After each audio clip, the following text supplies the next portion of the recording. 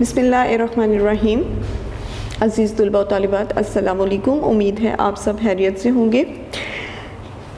جماعت دہم اردو لازمی جو ہے اس کا آج ہم کریں گے صفحہ نمبر 8 پر نظم کریں گے نعت۔ نظم کریں گے ہم لوگ نعت، اور اس کے جو شاعر ہیں وہ ہیں احسان دانش۔ تو احسان دانش جو ہیں وہ اس نظم میں طلباء کو نعت کے محاسن سے آگاہ کرنا چاہتے ہیں۔ دوسرا یہ کہ وہ نبی پاک صلی اللہ علیہ وسلم کی تعریف و توصیف جو ہے وہ ان کا مقصد ہے۔ طلباء میں حب رسول صلی اللہ علیہ وسلم کا جذبہ اجاگر کرنا چاہتے ہیں، اور طلباء کو نعت سے بطور ایک صنف سخن متعارف کروانا چاہتے ہیں۔ تو صفحہ نمبر 8 پر میں آپ کو بتا دوں کہ یہ جو نعت ہے یہ دی گئی ہے آپ کی اردو کی کتاب میں۔ تو اب جو ہے وہ ہم اس کی تشریح کی طرف آتے ہیں۔ تشریح میں ہے نعت کا پہلا شعر، اس کے شاعر ہیں احسان دانش۔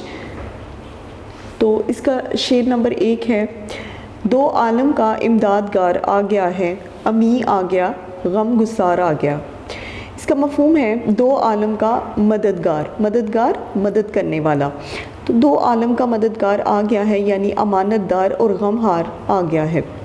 اب اس کی تشریح کی طرف آتے ہیں۔ اس شعر میں احسان دانش کہتے ہیں کہ آپ صلی اللہ علیہ وسلم دونوں دنیاؤں میں ہمارے مددگار ہیں۔ دونوں دنیاؤں میں یعنی کہ اس دنیا میں بھی اور ہماری آخرت کی دنیا میں بھی جو ہیں وہ ہمارے مددگار ہیں، یعنی کہ ہماری مدد کرنے والے ہیں۔ ایک فانی دنیا اور دوسری آخرت کی دنیا۔ ایک فانی دنیا جس نے کہ فنا ہو جانا ہے، اور دوسری وہ دنیا ہے جو کہ آخرت کی دنیا جو کہ ہمیشہ رہنے والی ہے۔ تو وہ کہتے ہیں کہ آخرت کی دنیا میں بھی اور فانی دنیا میں بھی اگر کوئی ہمارا مددگار ہوگا تو وہ ہے صرف نبی پاک صلی اللہ علیہ وسلم کی ذات۔ اس دنیا میں آپ صلی اللہ علیہ وسلم نے اللہ تعالیٰ کی امانت یعنی دین اسلام کو ہم تک پہنچایا۔ تو اللہ تعالیٰ نے جو ہے وہ اسلام کو لوگوں تک، اپنے بندوں تک پہنچانے کا ایک ذریعہ جو ہے وہ نبی پاک صلی اللہ علیہ وسلم کو بنایا۔ ان کے اوپر اللہ تعالیٰ کی ذات نے قرآن پاک کو نازل کیا، اور پھر نبی پاک صلی اللہ علیہ وسلم اللہ تعالیٰ کے احکامات اور قرآن کی آیات کے مطابق، قرآن کے مطابق جو ہے وہ اپنے بندوں کو دین کی تعلیم دیتے رہے۔ ہمیں زندگی گزارنے کے طریقے انہوں نے بتائے کہ ہمیں اپنی زندگی کو کیسے گزارنا چاہیے۔ ان کی سنت سے بھی اور ان کی احادیث سے بھی جو ہے وہ ہمیں زندگی گزارنے کے بہت سے طریقوں کے بارے میں پتہ چلتا ہے۔ ہمیں خیر و شر کی باتوں سے آگاہ کیا، خیر یعنی کہ بھلے کی اور شر یعنی کہ برائی سے۔ تو انہوں نے ہمیں اچھے اور برے دونوں کے بارے میں آگاہ کر دیا، آگاہ کرنا، واقف کر دینا۔ تو وہ کہتے ہیں کہ انہوں نے ہمیں ان دونوں چیزوں سے آگاہ کیا۔ آپ صلی اللہ علیہ وسلم نے اللہ تعالیٰ کی کتاب یعنی قرآن و مجید کو حفاظت ہم تک پہنچانے کا فریضہ بھی انجام دیا۔ تو نبی پاک صلی اللہ علیہ وسلم نے اللہ تعالیٰ کی جو کتاب ہے قرآن مجید ہے اسے بڑی حفاظت کے ساتھ، حفاظت یعنی کہ پوری حفاظت سے جو ہے وہ ہم تک پہنچانے کا فریضہ انجام دیا۔ یہ فرض جو ہے وہ انہوں نے انجام دیا۔ اسی طرح دوسری دنیا یعنی آخرت میں بھی امت کی شفاعت کریں گے، یعنی کہ نبی پاک صلی اللہ علیہ وسلم آخرت میں بھی امت کے لیے دعا کریں گے، ان کی شفاعت کریں گے، اور اس طرح جو ہے وہ نبی پاک صلی اللہ علیہ وسلم کی امت کو اللہ تعالیٰ کی ذات جو ہے وہ بخش دیں گی۔ تو وہ اپنی امت کے بارے میں بھی دن رات بہت پریشان رہا کرتے تھے، وہ ان کے بارے میں دعا کرتے تھے، اور اپنے اللہ تعالیٰ کی ذات سے اپنی امت کے بارے میں، شفاعت کے بارے میں جو ہے وہ اللہ سے دعا کیا کرتے تھے۔ لیکن اس کے لیے شرط یہ ہے کہ ہم آپ صلی اللہ علیہ وسلم کے امتی ہونے کا بھی حق ادا کریں۔ لیکن وہ کہتے ہیں کہ ہم ان کی شفاعت کے لیے بھی یہ شرط ہے کہ ہم نبی پاک صلی اللہ علیہ وسلم کے اگر امتی ہیں تو ہم پھر ان کے امتی ہونے کا بھی حق ادا کریں، اور آپ صلی اللہ علیہ وسلم کی بتائی ہوئی باتوں پر عمل کریں، یعنی کہ جو کچھ انہوں نے ہمیں بتایا، جو اچھا اور برا، جس کے بارے میں اچھا کام کرنے کا حکم دیا تو اسے کریں، اور برے سے روکا تو اس سے رک جائیں۔ آپ صلی اللہ علیہ وسلم نے جو راستہ ہمیں بتایا ہم اس پر چلیں۔ اللہ تعالیٰ نے قرآن مجید میں ارشاد فرمایا ہے، اور ہم نے آپ صلی اللہ علیہ وسلم کو تمام جہانوں کے لیے رحمت بنا کر بھیجا ہے، یعنی کہ نبی پاک صلی اللہ علیہ وسلم جو ہے وہ تمام جہانوں کے لیے رحمتیں ہیں۔ اب آتے ہیں شعر نمبر 2 کی طرف۔ غریبوں کی جاں کو، یتیموں کے دل کو سکون ہو گیا ہے، قرار آ گیا ہے۔ مفہوم نبی پاک صلی اللہ علیہ وسلم کی آمد سے غریبوں کی جان کو سکون ہو گیا اور یتیموں کے دل کو بھی قرار آ گیا۔ تو کہتے ہیں کہ نبی پاک صلی اللہ علیہ وسلم کے آنے سے جتنے بھی غریب تھے ان کی جانوں کو سکون ہو گیا، کیونکہ اس دور میں زمانہ عرب جو تھا، اس دور میں جو ہے وہ جاہلیت کا زمانہ تھا۔ تو وہ کہتے ہیں کہ اس دور میں جو ہے وہ لوگوں کے اوپر، غریبوں کے اوپر بہت زیادہ ظلم کیے جاتے تھے اور یتیموں کے ساتھ بھی کوئی بہتر سلوک نہیں کیا جاتا تھا۔ آپ صلی اللہ علیہ وسلم کی آمد سے پہلے عرب معاشرہ جہالت کے اندھیرے میں ڈوبا ہوا تھا۔ عرب کا جتنا بھی معاشرہ تھا یہ لوگ بہت زیادہ جاہل تھے۔ ان لوگوں میں چونکہ تعلیم جو ہے وہ بالکل بھی نہیں تھی، یہ لوگ اپنی بیٹیوں کو بھی زندہ درگور کر دیتے تھے، انہیں بہت برا سمجھتے تھے، اور جس کی لاٹھی اس کے بینس کا قانون اپنایا جاتا تھا، یعنی کہ جس کے ہاتھ میں لاٹھی ہوتی اسی کی بینس سے مراد کہ جس انسان کے پاس کچھ دولت ہوتی، کوئی امیر ہوتا یا سرمایہ ہوتا، وہ غریبوں کے ساتھ بے شمار ظلم و ستم جو ہے وہ کرتا تھا۔ امیر لوگ تمام برائیوں کے باوجود دولت کے بلبوتے پر صاحب عزت تھے۔ امیر لوگوں کے پاس بے شمار برائیاں تھیں، یعنی کہ شراب نوشی، جوا، زنا، یہ سب ان لوگوں میں عام تھا، لیکن وہ صرف اور صرف صاحب عزت کس وجہ سے تھے؟ صاحب عزت یعنی کہ بڑی عزت کے مالک تھے، اور وہ تھی صرف دولت، تو دولت کی وجہ سے جو ہے وہ امیر لوگ صاحب عزت بنے ہوئے تھے۔ غریبوں کا کوئی پرسان حال نہیں تھا، کوئی پرسان حال سے مراد کہ انہیں کوئی پوچھنے والا نہیں تھا۔ اگر کوئی یتیم ہوتا تو اس کے لیے در در کی ٹھوکریں تھیں۔ تو کہتے ہیں کہ اگر کوئی بچہ جو ہے وہ یتیم ہو جاتا، اس کا باپ اس دنیا سے چلا جاتا، تو اس کے لیے اگر کچھ ہوتا تو وہ تھی صرف در در کی ٹھوکریں، اس کی کوئی جگہ عزت کی نہیں تھی، یعنی کہ کوئی بھی جگہ جو ہے وہ اس کے لیے عزت کی نہیں تھی۔ اگر کوئی امیر بچہ یتیم ہو جاتا تو اس کے لالچی رشتہ دار اس کے مال پر قبضہ کرنے کے لیے طرح طرح کے ہیلے بہانوں سے کام لیتے تھے۔ ہیلے بہانے کرنا یعنی کہ طرح طرح سے اس کے ساتھ جو ہے وہ اچھا سلوک کرنا، یعنی کہ وہ اس کی مدد تو نہیں کرنا چاہتے تھے لیکن صرف اس کا ساتھ اس لیے دیتے کہ وہ کسی طرح اس کے مال پر قبضہ کر لیا کرتے تھے۔ تو زمانہ جاہلیت کے دور میں یہ تمام باتیں جو ہیں وہ بہت عام ہوا کرتی تھی۔ دوسرے لفظوں میں ہر طرف ظلم کا بازار گرم تھا۔ ظلم کا بازار گرم ہونا یعنی کہ ہر طرف جو ہے وہ ظلم و ستم کیا جاتا تھا۔ جتنے بھی غلام تھے، جتنی بھی لونڈیاں تھیں، ان سے بہت زیادہ کام لیا جاتا تھا، اور ان کے عوض انہیں اچھا معاوضہ دینے کے بجائے ان کے اوپر بے شمار جو ہے وہ ظلم و ستم کیا جاتا تھا۔ حضور صلی اللہ علیہ وسلم کی تشریف آوری سے ساری لا قانونیت ختم ہو گئی۔ لا قانونیت یعنی کہ قانون کا نہ ہونا، تو وہ جتنی بھی لا قانونیت تھی، قانون جتنا بھی تھا وہ جو ہے اس کو جو ہے وہ اچھی طریقے سے لوگوں کے سامنے لے کر آئے، اور لا قانونیت کو انہوں نے ہر لمحہ ختم کرنے کی کوشش کی۔ اسلام نے ہر شخص کے قانون اور حقوق متعین کر دیے ہیں۔ اسلام نے ہر شخص کے، یعنی کہ غلام کے، اپنے نوکر کے، اپنی لونڈی کے، اپنی بیوی کے، بال بچوں کے، ماں باپ کے، ہر شخص کے جو ہے اسلام نے قانون اور حقوق متعین کیے ہیں کہ اس کے لیے جو ہے وہ تمہارے پاس کیا حقوق ہیں، تم نے اسے کیسے رکھنا ہے۔ یہ سب کچھ جو ہے وہ ہمارے مذہب نے کھل کر سب کے سامنے واضح کر دیا ہے۔ عظمت اور بڑائی کی بنیاد جو ہے وہ تقویٰ پر ہے۔ تقویٰ کہتے ہیں پرہیزگاری کو۔ اگر تم یہ کہتے ہو کہ میں بڑا ہوں یا پھر میرے میں بزرگی ہے، تو وہ صرف ایک ہی بات پر ہے، اور وہ ہے تقویٰ، یعنی کہ پرہیزگاری۔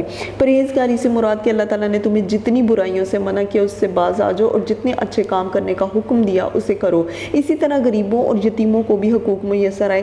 اسی طرح بہت سے غریب لوگ جو ہیں ان کے لیے بھی، اور خاص طور پر جو یتیم ہیں ان کے لیے بھی اللہ تعالیٰ نے بہت زیادہ حقوق جو ہیں وہ دیے ہیں، اور وہ بھی بے خوف و خطر اپنی زندگی گزارنے لگے۔ اس کے ساتھ جو ہے اللہ تعالیٰ نے نبی پاک صلی اللہ علیہ وسلم کو غریبوں کا اور یتیموں کے مال کے بارے میں بھی جو ہے وہ ساری ہدایات دی۔ نبی پاک صلی اللہ علیہ وسلم نے اپنے لوگوں کو، اس زمانے کے جو جاہل لوگ تھے ان کو اس کے بارے میں جو ہے وہ تفصیل سے بتایا، قرآن پاک سے آیات کھول کھول کر بتائیں، کچھ احادیث بھی تھی۔ تو وہ کہتے ہیں کہ اس طرح جو ہے وہ بہت سے لوگ بے خوف و خطر اپنی زندگی گزارنے لگے تھے۔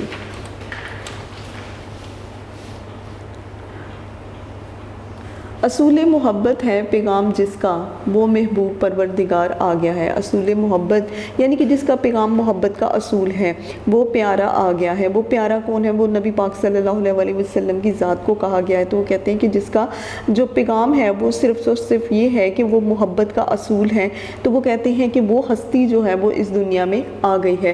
حضور صلی اللہ علیہ وسلم کی پوری زندگی محبت کا درس دیتی ہے، یعنی کہ پوری زندگی میں انہوں نے کسی سے محبت صرف صرف اس لیے نہیں کی کہ اس کے پاس دولت ہے یا اس کے پاس جائیداد ہے، اگر انہوں نے کسی سے کی تو وہ صرف یہ تھی کہ وہ اللہ اور اس کے رسول صلی اللہ علیہ وآلہ وسلم کو ماننے والا ہے۔ آپ صلی اللہ علیہ وآلہ وسلم نے عرب کی جاہل اور اجڑ قوم کو زندگی گزارنے کے طریقے بتائے۔ نبی پاک صلی اللہ علیہ وآلہ وسلم نے عرب کی جاہل قوم کو، جو کہ بہت زیادہ گواہ تھے اور ان کی حرکتیں بہت اجڑ تھیں، اس قوم کو جو ہے وہ زندگی گزارنے کے طریقے بتائے تھے کہ تم اپنی زندگی کس طریقے سے بتاؤ گزارو، کون سے ایسے اصول ہیں جن کے اوپر جو ہے تم اپنی زندگی جو ہے وہ بہتر کر سکتے ہو، اور وہ اصول تھے اسلام کے، وہ اصول تھے اللہ اور اس کے رسول کے بتائے ہوئے راستے، وہ اصول تھے قرآن پاک۔ تو کہتے ہیں کہ وہ ان ساری چیزوں کو جو ہے وہ ان ساری چیزوں پر عمل کرنے کے بعد جو ہے آپ ایک بہتر مسلمان یا پھر ایک بہتر انسان بن سکتے ہو، اور انہیں مہذب قوم کے شانہ بشانہ لا کھڑا کر دیا، اور انہیں مہذب قوم کے ایک ایسی قوم جو کہ بڑی تہذیب رکھتی تھی، بڑی اچھی رکھتی تھی، ان کے شانہ بشانہ یعنی کہ ان کے ساتھ لا کر کھڑا کر دیا۔ آپ صلی اللہ علیہ وآلہ وسلم نے اسلام کی تبلیغ کے لیے محبت کا طریقہ اپنایا۔ نبی پاک صلی اللہ علیہ وسلم نے کسی کو بھی زبردستی یا پھر کسی کے اوپر بھی ظلم و جبر کر کے جو ہے وہ اسے اسلام میں داخل ہونے کی تعلیم نہیں دی، بلکہ اگر کسی کو تعلیم دی تو وہ تھی محبت۔ اور آپ نے ان کے بہت سے واقعات بھی سنے ہوں گے کہ جس میں نبی پاک صلی اللہ علیہ وسلم پر اتنا ظلم و ستم کیا گیا کہ ان کو پتھر مارے گئے، اور جتنا بھی لہو تھا وہ ان کے جوتے جو ہیں وہ اس لہو سے بڑھ جاتے تھے۔ نبی پاک صلی اللہ علیہ وسلم پر کوڑا بھی پھینکا گیا، نعوذ باللہ ان کے ساتھ جو ہے وہ اس طرح کی بے شمار جو ہیں حرکتیں کرنے کی کوشش کی گئی۔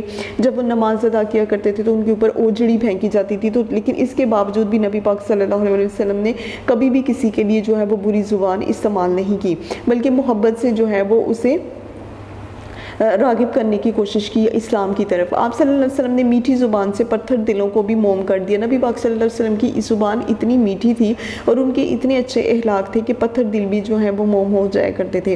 آپ صلی اللہ علیہ وسلم نے اپنی پوری زندگی دوسروں کو محبت کا درس دیتے اور خود اس پر عمل کرتے ہوئے گزار دی۔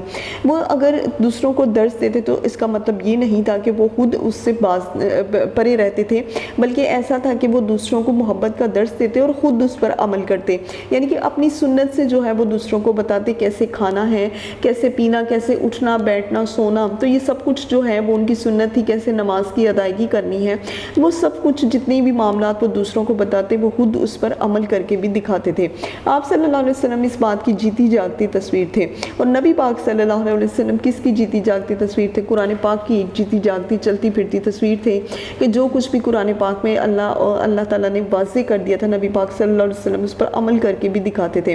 کرو مہربانی تم اہل زمین پر، خدا مہربان ہوگا عرش بری پر، یعنی کہ تم اگر لوگوں کے جو زمین پر رہنے والے جو لوگ ہیں، اہل زمین پر رہنے والے لوگوں پر اگر تم مہربانیاں کرو گے، ان کے اوپر احسانات کرو گے، تو جو عرش بری یعنی کہ آسمان پر بیٹھا ہوا جو خدا ہے وہ تم پر مہربان ہوگا۔ تو کہتے ہیں کہ اللہ تعالیٰ کی ذات کا یہ کہنا ہے کہ اگر تم میرے بندوں پر رحم کرو گے تو میں اس کے بدلے میں تم پر رحم کروں گا، اگر تم ان کے ساتھ اچھا سلوک کرو گے تو میں بھی اچھا کروں گا، لیکن اگر تم میرے بندوں کے حقوق جو ہیں انہیں ان کے حقوق نہیں دو گے، ان کی حق تلفی کرو گے، تو پھر میں بھی تمہارے ساتھ ویسا ہی سلوک کروں گا۔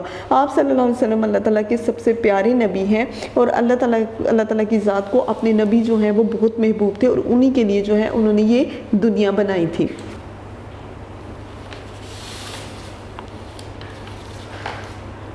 ہاں جی، اب انسان کو انسان کا عرفان ہوگا، یقین ہو گیا، اعتبار آ گیا ہے۔ اب انسان کو انسان کی پہچان ہو جائے گی، عرفان مطلب پہچان۔ تو وہ کہتے ہیں کہ اب انسان کو جو ہے انسان کی پہچان ہوگی، اور اسے جو ہے وہ اس بات کا یقین بھی ہوگا اور اعتماد بھی آئے گا۔ خالق کائنات نے انسان کو اپنی عبادت کے لیے پیدا کیا ہے۔ خالق کائنات، دنیا کا جو خالق ہے، جو رب تعالیٰ کی ذات ہے، اس نے انسان کو اپنی عبادت کے لیے پیدا کیا۔ اصل میں اللہ تعالیٰ کی ذات کے لیے اس کے ہزارہ لاکھوں فرشتے جو ہیں، ہزاروں فرشتے جو ہیں وہ اس کی عبادت کے لیے تھے۔ اصل میں اللہ کو ہماری عبادت کی ضرورت نہیں، لیکن وہ صرف یہ دیکھنا چاہتا ہے کہ میرا وہ بندہ جسے میں نے اتنی محبت سے، اتنے پیار سے بنایا، کیا وہ میری عبادت کرتا ہے، اور میری عبادت میں وہ میرا شکر ادا کرتا بھی ہے کہ کہ نہیں. تو اللہ تعالیٰ کی ذات نے انسان کو صرف اور صرف اپنی عبادت کے لیے پیدا کیا تھا کہ وہ اس کے آگے سجدے کرے اور اس کا شکر ادا کرے.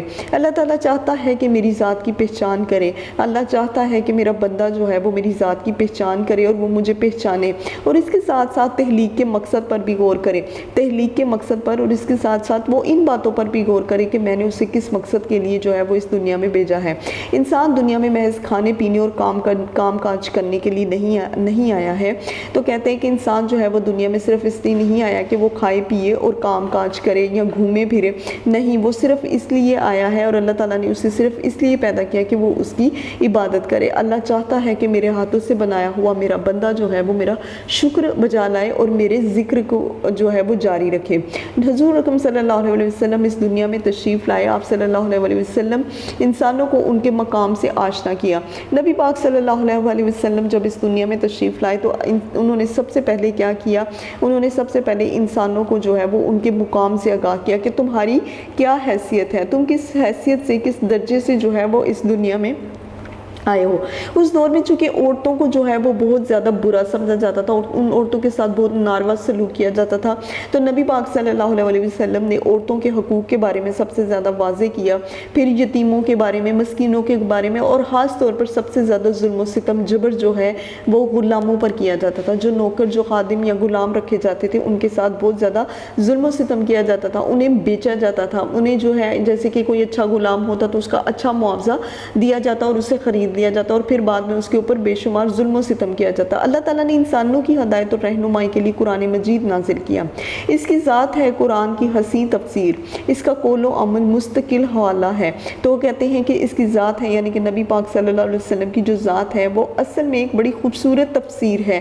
قرآن کی تفسیر کہتے ہیں کہ کسی بات کو اور زیادہ کھول کر بیان کر دینا، اس کی لمبی سی تفصیل بیان کر دینا.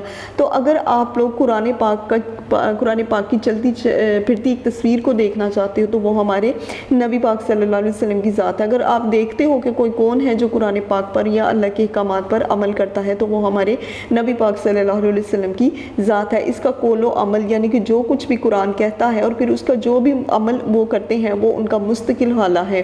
حوالے سے مراد کہ اگر آپ نے اس معاملے میں کسی کو دیکھنا ہے تو وہ صرف نبی پاک صلی اللہ علیہ وسلم کی ذات کو دیکھو. شاعر کہتا ہے کہ اب صحیح معنوں میں انسان کو اس چیز کی پہچان ہوگی اور اس کی تخلیق کا مقصد کیا ہے اسے یہ بھی پتہ چل جائے گا. تو شاعر کہتا ہے کہ اصل معنوں میں، صحیح معنوں میں انسان کو پہچان ہوگی کہ قرآن کیا ہے، اسلام کیا ہے اور اللہ تعالیٰ کیا بتانا چاہتا ہے. اللہ کہتا ہے کہ تم اس دنیا میں دیکھو، تم میری بنائی ہوئی تخلیقات کو دیکھو، تم یہ دیکھو کہ کون ہے ایسا جس نے یہ سب کچھ پیدا کیا. وہ اس نے صرف اسی مقصد کے لیے جو ہے وہ انسان کو پیدا کیا کہ وہ اس کی تخلیقات کو دیکھے، اس پر غور و فکر کرے اور پھر اس کا شکر بجا لائے. انسان اب اپنے آپ کو پہچانے گا کیونکہ کامل انسان کی زندگی کا نمونہ اس کے سامنے آ گیا ہے. کیونکہ کامل انسان یعنی کہ اگر ایک انسان اپنی ذات میں مکمل ہونا چاہتا ہے تو وہ ہے صرف نبی پاک صلی اللہ علیہ وسلم کی ذات کو دیکھ کر، وہ ان کی ذات کو دیکھ کر اور پھر جو ہے ان کے بتائے ہوئے راستوں پر، طریقوں پر عمل کرے تو وہ ایک کامل انسان بن سکتا ہے. نبی پاک صلی اللہ علیہ وسلم انسان کامل ہے، یعنی کہ وہ ایک ایسے انسان ہیں جن کے بارے میں کہا جاتا ہے کہ وہ ہر لحاظ سے مکمل ہیں. آپ صلی اللہ علیہ وسلم کے سوا نہ تو کوئی انسان کامل ہے اور نہ ہی آئندہ ہوگا.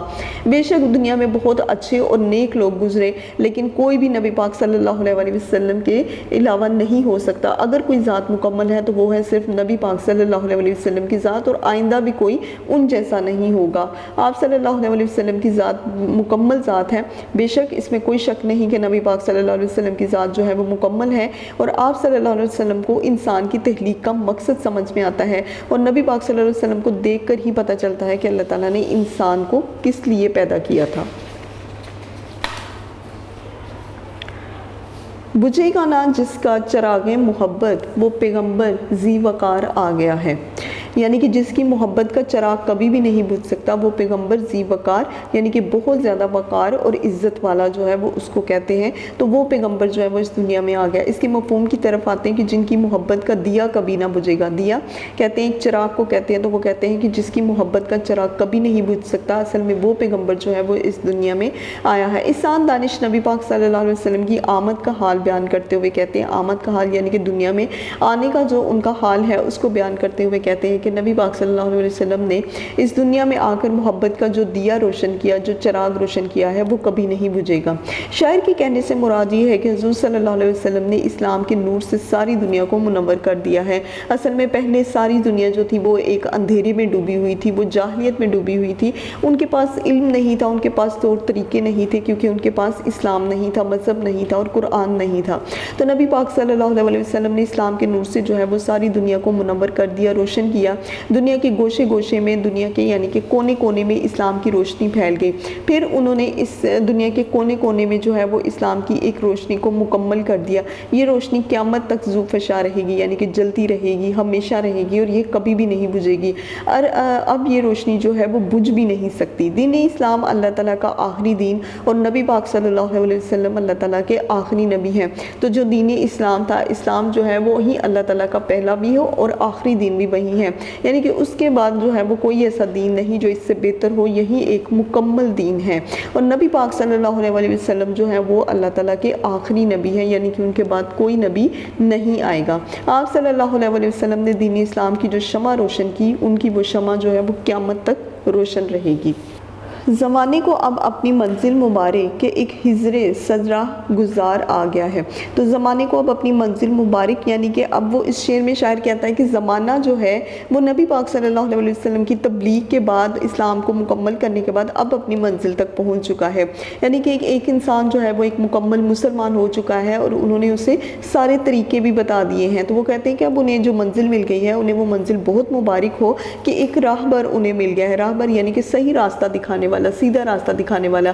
تشریف کی طرف آتے ہیں۔ حضور صلی اللہ علیہ وسلم کی تشریف آوری سے پہلے زرزمین اندھیرے میں جو ہے ڈوبی ہوئی تھی۔ تو وہ کہتے ہیں جو سرزمین ہے، نبی پاک صلی اللہ علیہ وسلم کی تشریف آوری سے پہلے، یعنی کہ سرزمین عرب پر جو ہے ان کی تشریف سے پہلے یہ جو زمین تھی یہ بالکل اندھیرے میں ڈوبی ہوئی تھی۔ اندھیرے سے مراد یہ نہیں کہ سورج کی روشنی، یہاں پر اندھیرے سے مراد یہ ہے کہ جہالت میں ڈوبی ہوئی تھی۔ یہ لوگ بہت زیادہ جاہل تھے، لوگ چھوٹی چھوٹی باتوں پر ایک دوسرے کے خلاف برسرے پیکار ہو جاتے تھے۔ برسرے پیکار رہنا مطلب لڑائی جھگڑا کرنا۔ تو چھوٹی چھوٹی باتوں پر جو ہے یہ لوگ ایک دوسرے کے ساتھ لڑائی جھگڑا کرتے تھے، اور نہ ہی کسی کی عزت محفوظ تھی، یعنی کہ کوئی بھی جو عورت تھی اس کی عزت جو ہے وہ اس زمانے میں خاص طور پر محفوظ نہیں تھی، اور نہ ہی کسی کی جان و مال جو ہے اس کو تحفظ تھا۔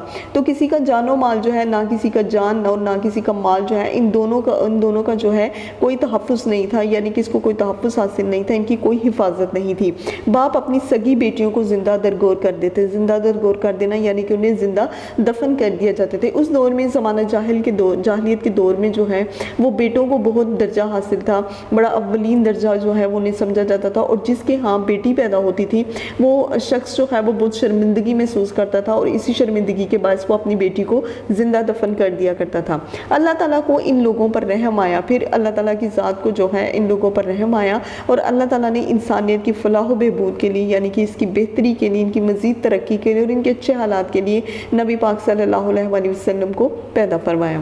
ہے دل میں تمنا کا شرف جن کے سبب سے وہ فخر رسل شاف امت ہوئے پیدا، یعنی کہ دل میں تمنا کا شرف جن کے سبب سے، جن کی وجہ سے جو ہے وہ لوگوں کے دلوں میں خواہشیں پیدا ہوئیں، آرزو پیدا ہوئی، وہ فخر رسل شاف، یعنی کہ ایسا شفاعت والا جو ہے، اور ایسا رسول جس پر ہم فخر پیدا کر سکیں، شاف امت ہوئے پیدا، امت کی شفاعت کرنے والا جو ہے وہ پیدا ہوا تھا۔ بھٹکی انسانیت کو سراغ مل گیا، یعنی کہ ایک نیا راستہ مل گیا۔ تو وہ کہتے ہیں کہ انسانیت جو حد درجہ بھٹکی ہوئی تھی، وہ لوگ جاہل تھے، گوار تھے، اور انتہائی جاہلیت کے جو عمل تھے وہ ان لوگوں میں شامل تھے۔ تو وہ کہتے ہیں یہ جتنی بھی بھٹکی انسانیت تھی، جتنے بھی بھٹکے ہوئے لوگ تھے، ان سب کو ایک نیا سراغ ملا، زندگی گزارنے کے طور طریقوں سے آشنائی ہوئی، آشنائی ہونا، آگاہ ہو جانا، واقفیت ہو جانا۔ ان لوگوں کو پتہ چل گیا تھا کہ زندگی جو ہے وہ کس طرح سے گزاری جاتی ہے۔ شاید لوگوں کو مبارکباد دیتے ہوئے کہتا ہے کہ آپ لوگوں کو مبارک ہو کہ آپ کو حقیقی منزل کا نشان معلوم ہو گیا۔ تو وہ کہتے ہیں کہ شاید جو ہے وہ ان لوگوں کو مبارکباد دیتے ہوئے کہتا ہے کہ آپ لوگوں کو اصل میں جو حقیقی منزل ہے اس کے بارے میں جو ہے وہ آگاہی حاصل ہو گئی ہے۔ حضرت خضر کے بارے میں مشہور ہے کہ وہ خشکی اور تری میں بھولے بھٹکے انسانوں کو منزل کا نشان بتاتے ہیں۔ تو حضرت خضر جو ہے اللہ تعالیٰ نے انہیں یہ علم دیا تھا کہ وہ خشکی اور تری میں، خشکی اور تری سے مراد یعنی کہ زمین پر بھی اور سمندر پر بھی اگر کوئی انسان اپنا راستہ بھول جاتا تھا تو ان کے پاس یہ علم تھا کہ انہیں پتہ چل جاتا تھا کہ وہ راستہ کدھر کو جاتا ہے۔ تو یہ حضرت خضر کو جو ہے وہ اللہ تعالیٰ نے یہ علم عطا کیا ہوا تھا، تو وہ کہتے ہیں کہ جیسے وہ کسی کو خشکی اور تری میں راستہ جو ہے وہ بتاتے ہیں، منزل کا نشان بتاتے ہیں، آپ صلی اللہ علیہ وسلم ان سے 100 گنا زیادہ بہتر ہیں، یعنی کہ نبی پاک صلی اللہ علیہ وسلم ان سے کہیں 100 گنا زیادہ بہتر ہیں، کیونکہ آپ صلی اللہ علیہ وسلم نے امت کا جو راستہ بتایا وہ خود بھی اس پر چلے۔ آپ صلی اللہ علیہ وسلم نے امت کے لیے آسانیاں پیدا کی، آسانیاں فراہم کی، یعنی کہ نبی پاک صلی اللہ علیہ وسلم جو ہیں وہ اپنی امت کے لیے یہی چاہتے تھے کہ میری امت جو ہے وہ مزید بہتر سے بہتر ہو اور اس کی بخشش کا راستہ جو ہے وہ کھلے۔ جی کلاس، تو اب جو ہے وہ ہم اس کے سوالات کی طرف آتے ہیں۔ نظم ہے نعت اور اس کے سوالات میں پہلا سوال ہے کہ نعت کے پہلے شعر میں حضور صلی اللہ علیہ وسلم کی کون سی صفات بیان کی گئی ہے؟ تو اس کا جواب ہے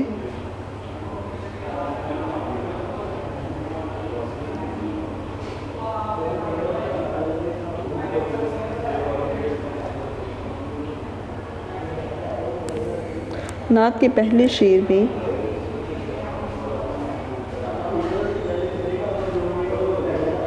بتایا گیا ہے کہ نبی پاک صلی اللہ علیہ وسلم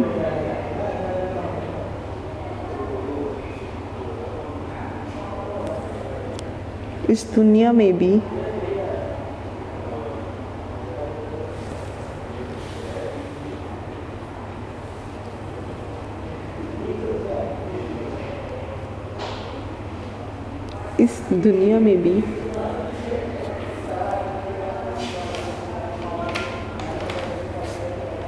اور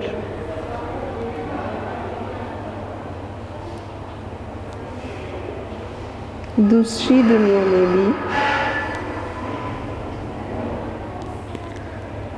ہمارے مددگار ہیں، ہمارے مددگار ہیں۔ آپ صلی اللہ علیہ وسلم امانت دار ہیں، امانت دار ہیں، یعنی لوگوں کی امانتوں کی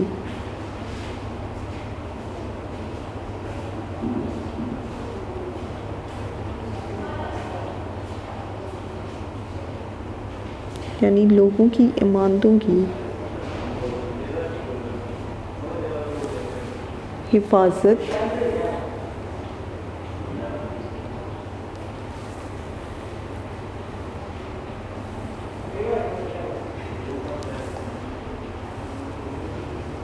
کرتے ہیں اور لوگوں کا غم بانٹنے والے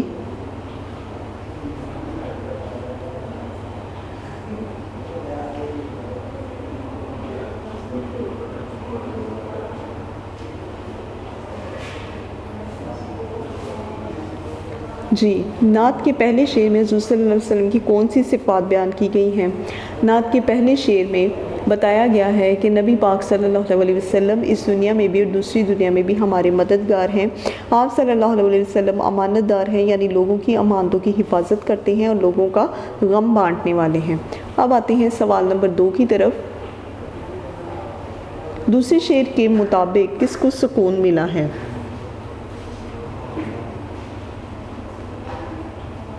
دوسرے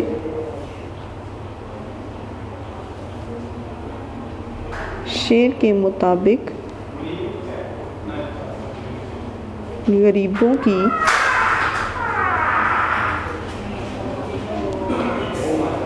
جان کو سکون ملا ہے۔ جی کلاس، کوسچن نمبر 3۔ ہاں جی، انسان کو انسان کا عرفان ہونے سے کیا مراد ہے؟ عرفان کا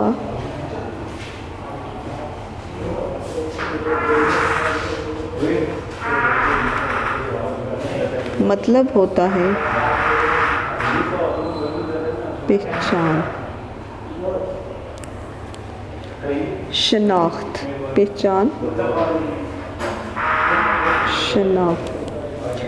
اصل میں عرفان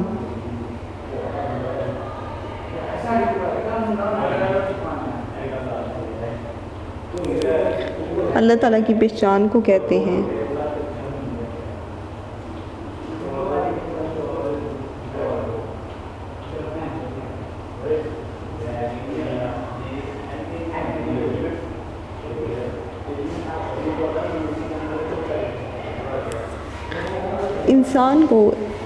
انسان کا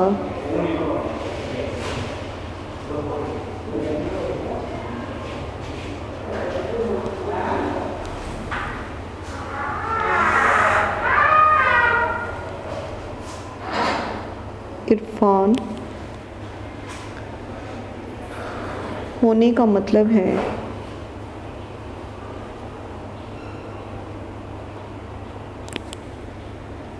کہ ایک انسان دوسرے انسان کو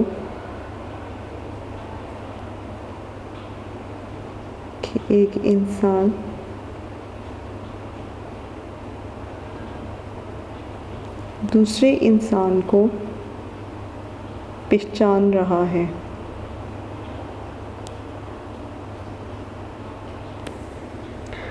وہ اپنے فرائض سے آگاہ ہو رہا ہے. وہ اپنے فرائض سے آگاہ ہو رہا ہے.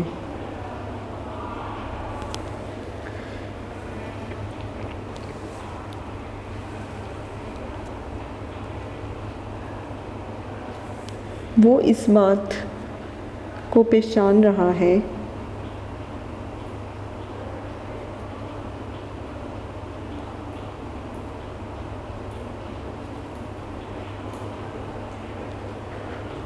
کہ انسان کی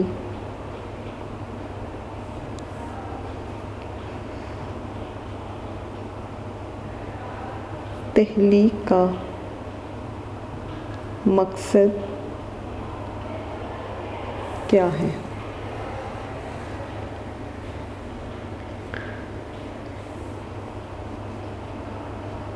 اور اس کا مرتبہ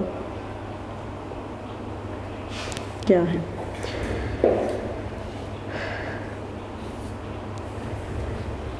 جی کلاس، کوشچن نمبر 3 کے بعد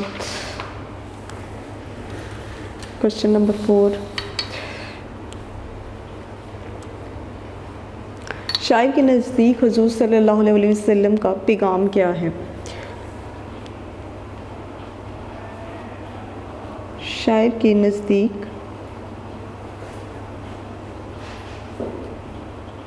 نبی پاک صلی اللہ علیہ وسلم کا پیغام محبت کرنے کا اصول ہے.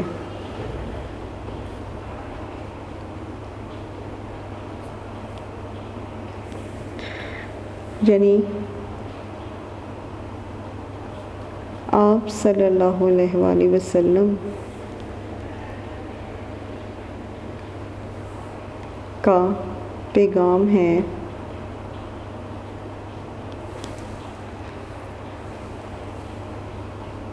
کہ دوسروں کے ساتھ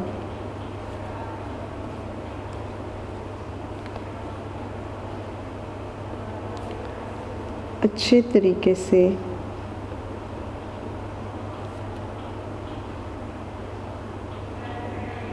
پیش آؤ. کسی کو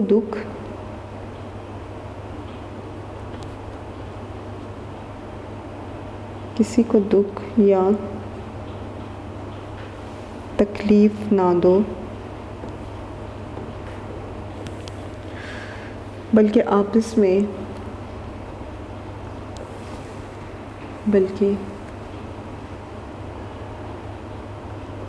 میں پیار اور محبت سے رہو. جی، شاعر کے نزدیک حضور صلی اللہ علیہ وسلم کا پیغام کیا ہے؟ شاعر کے نزدیک نبی پاک صلی اللہ علیہ وسلم کا پیغام محبت کرنے کا اصول ہے، یعنی آپ صلی اللہ علیہ وسلم کا پیغام ہے کہ دوسروں کے ساتھ اچھے طریقے سے پیش آؤ، کسی کو دکھ یا تکلیف نہ دو، بلکہ آپس میں پیار اور محبت سے رہو۔ نعت کے آخری شعر میں ہجر سے کون سی ہستی مراد ہے؟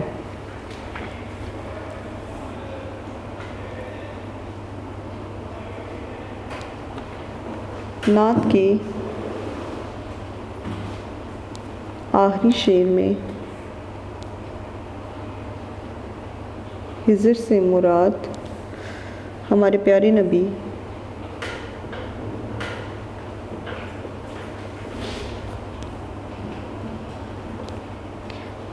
حضرت محمد صلی اللہ علیہ وسلم کی ہستی ہے۔ جس طرح حضرت خضر علیہ السلام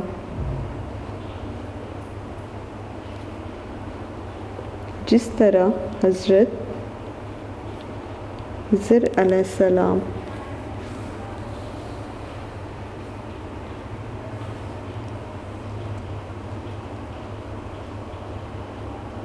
بھٹکے ہوں کی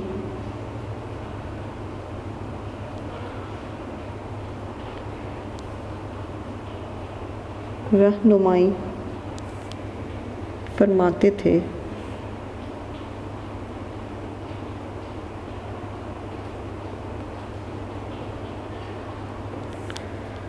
اسی طرح محمد صلی اللہ علیہ وسلم کی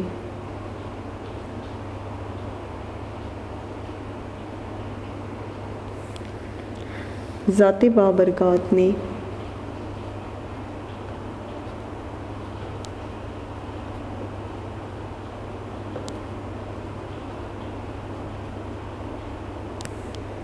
بھٹکی ہوئی انسانیت کی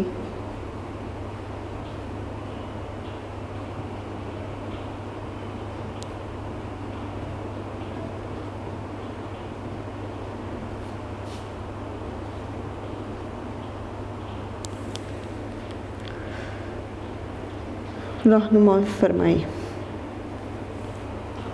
ہر طرف ظلم کا بازار گرم تھا،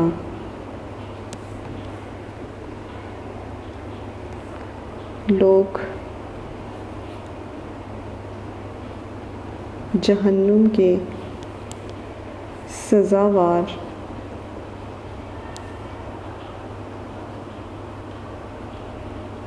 ٹھہر چکے تھے،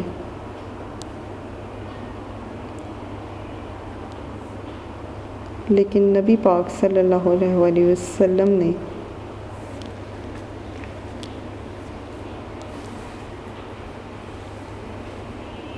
لوگوں کو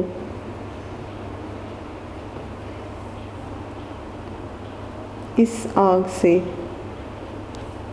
بچا لیا۔ جی، نعت کے آخری شعر میں ہجر سے کون سی ہستی مراد ہے؟ نعت کے آخری شعر میں ہجر سے مراد ہمارے پیارے نبی صلی اللہ علیہ وسلم کی ہستی ہے۔ جس طرح حضرت خضر علیہ السلام بھٹکے ہوئوں کی رہنمائی فرماتے تھے، اسی طرح محمد صلی اللہ علیہ وسلم کی ذات بابرکات نے بھٹکی ہوئی انسانیت کی رہنمائی کی، اور ہر طرف جو ہے وہ ظلم کا بازار جو ہے وہ گرم تھا، لوگ جہنم کے سزاوار ٹھہر چکے تھے، لیکن نبی پاک صلی اللہ علیہ وسلم نے لوگوں کو اس آگ سے بچا لیا۔ جی کلاس، تو اس کے بعد جو ہے وہ ہم کرتے ہیں اس کا سوال نمبر 3 جو ہے وہ کریں گے MCQs مشق کی طرف۔ متن کی روشنی میں درست جواب پر ٹک کا نشان لگائیے۔ یہ نعت کس شاعر کا خدیہ عقیدت ہے؟ حفیظ جلندری، حفیظ طائب، احسان دانش یا ماہر القادری؟ تو یہ احسان دانش کی تھی۔ متن کے مطابق محبوب پروردگار کا پیغام کیا ہے؟ اصول محبت، غمگساری و غریب نوازی، امانت داری، یہ سب ہیں۔ تو وہ تھا اصول محبت، متن کے مطابق یہ تھا۔ اب انسان کو کس کا عرفان حاصل ہوگا؟ خدا تعالیٰ کا، انسان کا، کائنات کا، یا پھر ان سب کا؟ تو انسان کو کس کا عرفان، یعنی کہ انسان کی جو ہے وہ پہچان ہوگی۔ زمانے کو منزل کے مبارک ہونے کی نوید کیوں دی گئی ہے؟ کامل رہنما کے آنے سے، ایک حضر صدراہ گزار کی آمد کی وجہ سے، انسان کا عرفان ہونے سے، یا کسی کی بھی نہیں؟ تو ایک حضر صدراہ گزار کی آمد کی وجہ سے۔ پیغمبر ذی وقار کے چراغ محبت کے بارے میں کیا کہا گیا ہے؟ روشن تر ہوگا، ہمیشہ روشن ہوگا، کبھی نہیں بجھے گا، یہ سب درست ہیں۔ تو یہ تھا کہ یہ کبھی نہیں بجھے گا۔ تو جی کلاس، اب جو ہے وہ اس کے مصروں کی طرف آ جاتے ہیں۔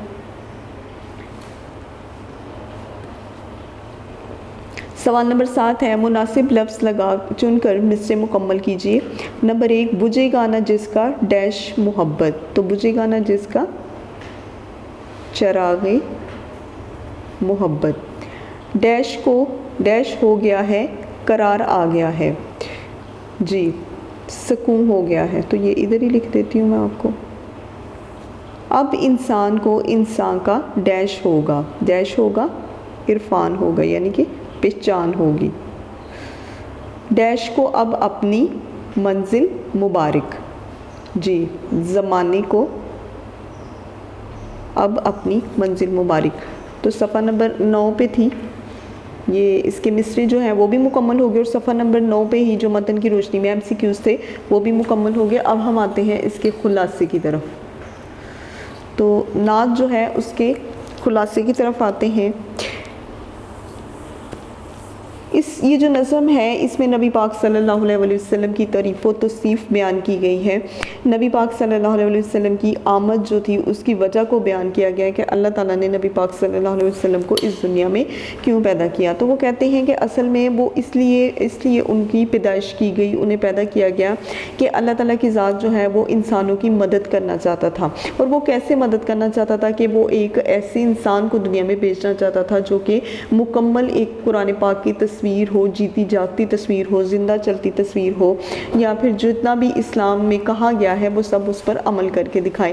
تو وہ دو عالم کے امدادگار تھے، یعنی کہ دونوں عالم اس دنیا کے بھی اور آخرت کی دنیا کے بھی جو ہیں وہ امدادگار تھے، اور انہیں امین کہا گیا ہے، انہیں غم گسار کہا گیا ہے، یعنی کہ وہ لوگوں کی امانتوں کی حفاظت کرنے والے تھے، اور دوسرا یہ کہ وہ لوگوں کے غم جو ہیں وہ انہیں بانٹنے والے تھے۔